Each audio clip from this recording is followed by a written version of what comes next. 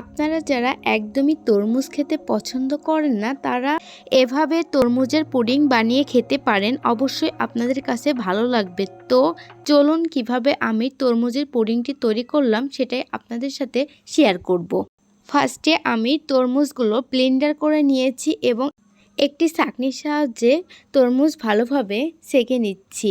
অবশ্যই আপনারা ছেঁকে নেবেন, তাহলে ভিতরে দানা দানা থাকবে না।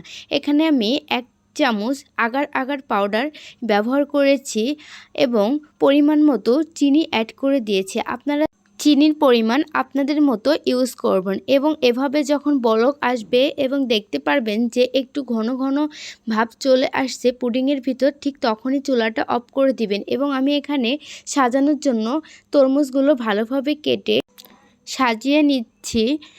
আপনারা আপনাদের ইচ্ছা মতো পুডিংটি সাজিয়ে নেবেন এবং এখানে আমি ঠান্ডা হওয়ার আগ পর্যন্ত রেখে দিব। যখন ঠান্ডা হয়ে যাবে তখন নর্মাল ফ্রিজে রেখে দেব 2 ঘন্টার জন্য, যাতে করে পুডিংটি সুন্দরভাবে জমে যাবে এবং খেতে অনেক বেশি টেস্টি হবে। দেখুন আমার পুডিংটি একদম পারফেক্ট হয়েছে। আপনারা আমার এই রেসিপিটি অবশ্যই ফলো করতে পারেন যদি আপনারা চান এভাবে তরমুজের পুডিং বানিয়ে খেতে পারেন। এটাই ছিল আজকের মিনি ব্লগ। দেখা হবে নেক্সট ব্লগে। আল্লাহ হাফেজ।